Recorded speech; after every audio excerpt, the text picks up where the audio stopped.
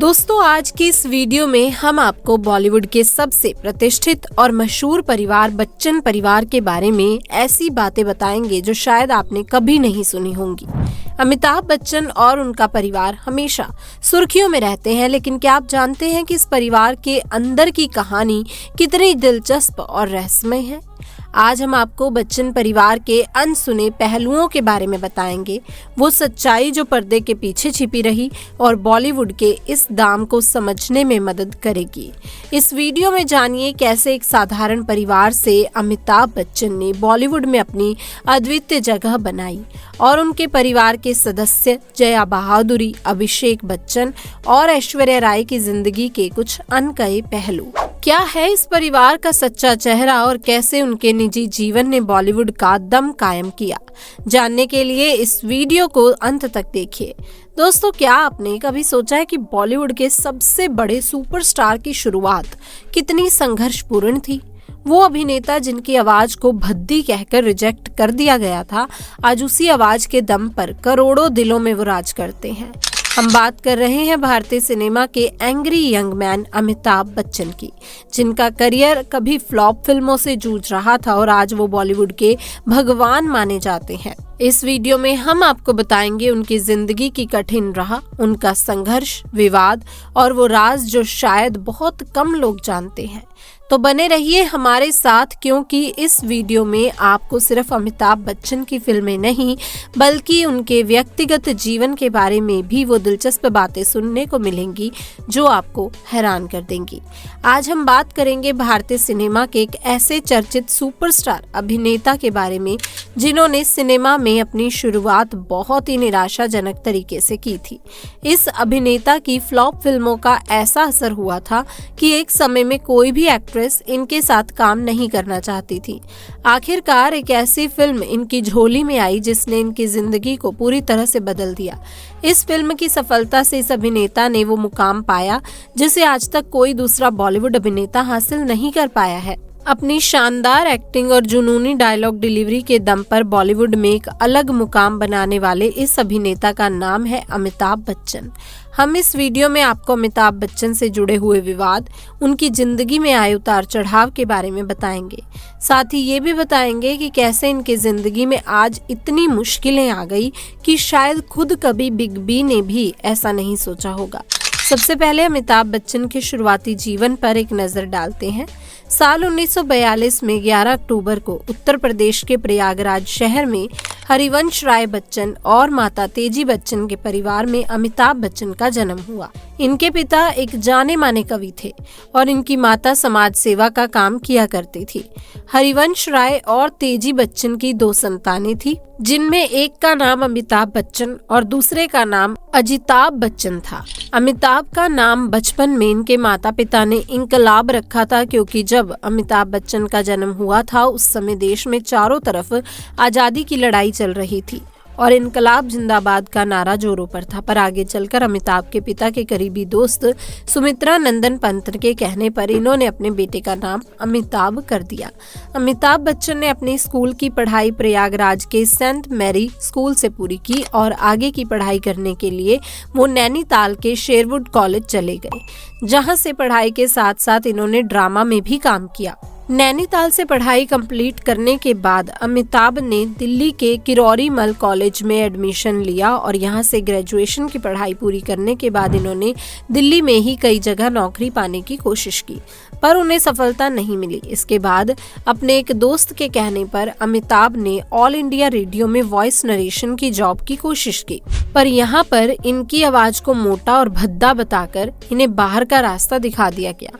इस तरह अमिताभ बच्चन को लगातार हर तरफ से निराशा ही हाथ लग रही थी। ऐसे में वो अपने कुछ दोस्तों के साथ कोलकाता चले गए, जहां पर इन्होंने अपने जीवन के 5 साल बिताए। इस समय में अमिताभ बच्चन ने कई प्राइवेट कंपनियों में बहुत ही कम तनख्वाह पर काम किया।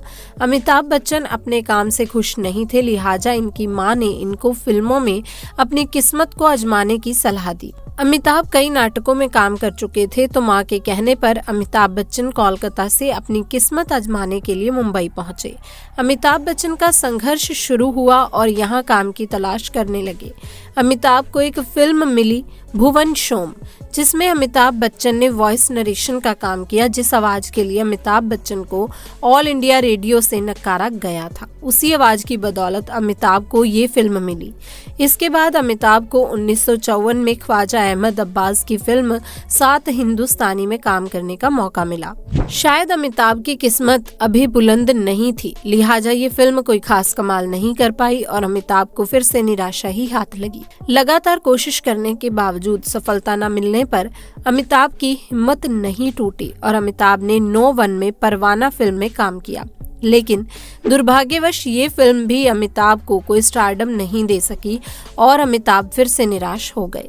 अपने डूबते हुए करियर से निराश अमिताभ को उसी साल में साथ मिला सुपरस्टार राजेश खन्ना का। अमिताभ बच्चन को राजेश खन्ना के साथ आनंद फिल्म में काम करने का मौका मिला और फिल्म में अमिताभ ने अपना 100% भी दिया। पहली बार इस फिल्म से अमिताभ बच्चन को लोगों ने नोटिस किया और उन्हें पॉपुलैरिटी भी मिली। सफलता के चलते अमिताभ को पहली बार बेस्ट सपोर्टिंग एक्टर के लिए फिल्म फेयर अवार्ड भी मिला। दोस्तों, यहाँ हम आपको बता दें कि अमिताभ सन 1973 तक लगभग 13 फ्लॉप फिल्में दे चुके थे, जिसकी वजह से बॉलीवुड फिल्म इंडस्ट्री की कोई भी अभिनेत्री अमिताभ बच्चन के साथ काम नहीं करना चाहती थी, क्योंकि सभी हीरोइंस को लगता था कि अमिताभ के साथ काम करने का मतलब है अपने हाथ से ही अपने करियर को डुबोना। लिहाजा अमिताभ बच्चन के साथ काम करने के लिए उस दौर की सभी अभिनेत्री ने मना कर दिया। अमिताभ को डूबते करियर को बचाने के लिए एक तगड़ी हिट फिल्म की दरकार थी। ऐसे में साल 1773 में प्रकाश मेहरा की फिल्म जंजीर में अमिताभ को काम करने का मौका मिला, पर अमिताभ बच्चन के इस फिल्म में होने की वजह से किसी को भी इस फिल्म से ज्यादा उम्मीद नहीं थी। लेकिन जब ये फिल्म बनकर सिनेमा हॉल तक पहुंची तो इस फिल्म ने कामयाबी के नए आयाम बना दिए। अमिताभ का इस फिल्म में एंग्री यंग मैन के रूप में दिखाए गए किरदार ने उनको पूरे हिंदुस्तान में फेमस कर दिया। जंजीर फिल्म ने अमिताभ को सुपरस्टार बना दिया और यही वो फिल्म है जिसकी वजह से अमिताभ को वो सफलता मिली जिसके बाद अमिताभ बच्चन ने आज तक कभी पीछे मुड़कर नहीं देखा। जंजीर फिल्म से मिली हुई सफलता के बाद देखते देखते अमिताभ बच्चन भारतीय हिंदी सिनेमा पर छा गए और कठिन संघर्ष के साथ ये हिंदी सिनेमा के सबसे बड़े सुपरस्टार एक्टर बन गए। अपनी इसी कामयाबी में अमिताभ बच्चन ने हिंदी सिनेमा को दीवार, शोले, अमर अकबर एंथनी, परवरिश, त्रिशूल, डॉन, मुकद्दर का सिकंदर, मिस्टर नटवरलाल, काला पत्थर, सुहाग, लावारिस, सिलसिला, कालिया, सत्ते पर सत्ता, शक्ति, अंधा कानून, कुली, मर्द, शहंशाह, अग्निपथ, खुदा गवाह, मोहब्बतें, कभी खुशी कभी गम, कांटे, बागबान, ब्लैक, सरकार, भूतनाथ, पा और कल्कि जैसी सुपर हिट फिल्में देकर हमेशा लोगों के दिलों में राज किया। तो दोस्तों, अभी तक आपने अमिताभ बच्चन के फिल्मी सफर के बारे में जाना, जिसे हमने बहुत ही कम शब्दों में बयां किया। पर अब बात करते हैं अमिताभ बच्चन के जीवन के उन विवादों और चर्चाओं के बारे में जिसकी वजह से आज बच्चन फैमिली पूरी दुनिया में चर्चा में बनी हुई है। अपने शुरुआती दिनों में जब एक के बाद एक लगातार अमिताभ बच्चन फ्लॉप फिल्में दे रहे थे और उनके इस बुरे वक्त में कोई भी अभिनेत्री उनका साथ नहीं दे रही थी, तब जब अमिताभ को जंजीर फिल्म मिली तो जया भादुरी भी अभिनेत्री थी जिन्होंने उस समय अमिताभ के साथ मूवी में काम करने के लिए हाँ कहा। पर इसे किस्मत कहिए या फिर कुछ और कि जया के साथ काम करने से अमिताभ की किस्मत बदल गई। जया भादुरी के साथ की गई मूवी को ऑडियंस ने काफी ज्यादा पसंद किया और इस फिल्म से अमिताभ रातों रात सुपरस्टार बन गए। फिल्म की अपार सफलता के बाद जल्द ही जया और अमिताभ का एक साथ प्यार में बदल गया, आसमान पर पहुंच गया और जया ने सबके सामने रेखा को एक जोरदार थप्पड़ जड़ दिया और अमिताभ से दूर रहने के लिए कहा। इसके बाद तो जया के घर के हालात और खराब होते चले गए। इसके बाद तो अमिताभ बच्चन ने मानो ये सोच लिया था कि अब वो बगावत कर देंगे और उन्होंने ऐसा ही किया। वो रेखा के साथ लिव इन में रहने लगे। अमिताभ जया बच्चन से तलाक लेना चाहती थी, पर ये तलाक नहीं हो पाया क्योंकि इनके इस मामले के बीच आ गए पूर्व प्रधानमंत्री राजीव गांधी। गांधी फैमिली से अमिताभ के काफी अच्छे रिलेशन थे और वो कांग्रेस पार्टी का एक फेमस चेहरा भी थे। लिहाजा राजीव गांधी ने अमिताभ को जया के साथ रहने के लिए मना लिया, लेकिन अभी भी अमिताभ जया बच्चन को अपने दिल में जगह नहीं दे पा रहे थे और एक दिन इसी क्रम में कुली फिल्म की शूटिंग भी होने लगी थी। तो दोस्तों उस दौरान अमिताभ को सीरियस चोट लग गई और वो जिंदगी और मौत से जूझ रहे थे। तब जया बच्चन ने अमिताभ बच्चन की दिन रात सेवा की और जया के इस प्यार को देखते हुए आखिरकार अमिताभ का दिल पिघल गया और उन्होंने जया को अपना लिया और दोबारा कभी रेखा से नजदीकी ना बढ़ाने की बात कही। इस तरह से बच्चन फैमिली की ये पहली शादी थी जो तलाक के मुहाने तक जा पहुंची और आखिरकार ये रिश्ता फिर से जुड़ गया। दोस्तों अब हम बात करेंगे बच्चन फैमिली की दूसरी शादी के बारे में, जिसे लेकर के आज भी लोगों की जुबान पर कई सवाल बने हुए हैं जिनका सही जवाब शायद ही कभी मिल पाएगा। आप जानते ही हैं कि अमिताभ बच्चन की 2 संतानें हैं। इनकी बेटी का नाम श्वेता बच्चन और बेटे का नाम अभिषेक बच्चन है। मुंबई में 17 मार्च 1974 को श्वेता बच्चन का जन्म हुआ था, जो एक बड़ी मॉडल और लेखिका है। अमिताभ ने अपनी बेटी श्वेता की शादी 16 फरवरी 1997 को हिंदी फिल्म इंडस्ट्री के मशहूर प्रोड्यूसर और एक्टर राज कपूर की बेटी रितु नंदा के बेटे निखिल नंदा से की थी, जो कि दिल्ली में एक बड़ा बिजनेस ऑपरेट करते हैं। शादी के बाद श्वेता बच्चन दिल्ली रहने के लिए चली गई, जहां पर उनकी 2 बेटी पैदा हुई। उनके नाम नव्या और अगस्त्य नंदा है। पर कुछ साल गुजर जाने के बाद श्वेता बच्चन ने दोबारा से मुंबई में शिफ्ट होने का फैसला किया और ऐसा किया भी। मुंबई में अपने माता पिता के साथ रहने लगी। हालांकि अभी तक उनके मुंबई शिफ्ट होने की वजह सामने नहीं आई थी।